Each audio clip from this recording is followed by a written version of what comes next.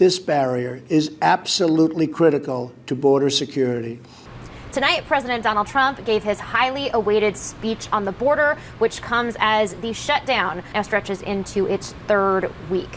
Democrats and Trump have been at an impasse over border wall funding, and the White House saw this speech as an opportunity for the president to speak directly to the American people and try to make his case for why this border wall that he says he needs $5.7 billion for is actually necessary. But the president's speech, as is often the case, was filled with a number of exaggerations, a number of factual errors that Democrats have been seizing on since he finished his speech to try to undermine his argument. There is a growing humanitarian and security crisis at our southern border.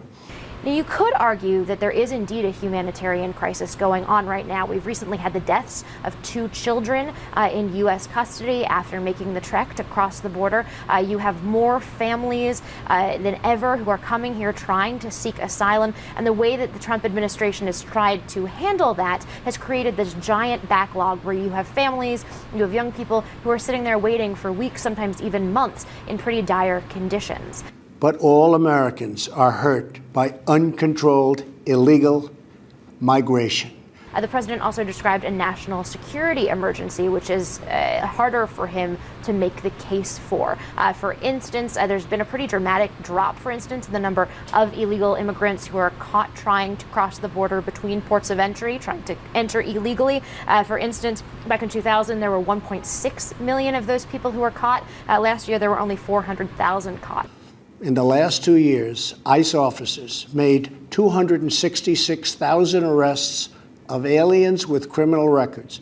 In fact, studies have shown that immigrants actually commit fewer crimes than native-born Americans do. Our southern border is a pipeline for vast quantities of illegal drugs. The only problem with his argument is that the vast majority of illegal drugs that are believed to be smuggled into the country are not actually done so between ports of entry. They're done at the border crossings with people trying to hide drugs, putting them on their persons, hiding them in vehicles as they cross through the border. Democrats will not fund border security. That just simply isn't true.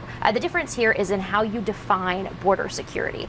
For President Trump, border security equals this wall that he's promised his supporters since the first day of his campaign. For Democrats, they argue that a wall doesn't make any sense. It's not the best way to try to solve any of the problems at the border, and instead, they have repeatedly provided funding for other measures, things like technological enhancements, even some fencing along various places of the border. Hopefully, we can rise above partisan politics. The White House went into this speech understanding that they would be under a lot of scrutiny. They knew that networks would be running live fact checks as the president was speaking, and therefore they were pretty careful.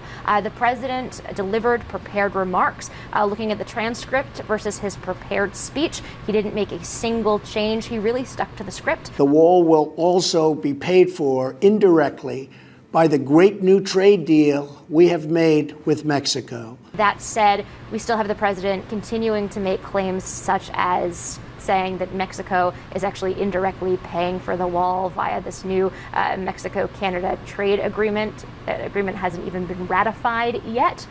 So he continues to pepper his speech, even when they try very carefully to stick as closely to their statistics as possible. He still insists on including things that just aren't factually accurate.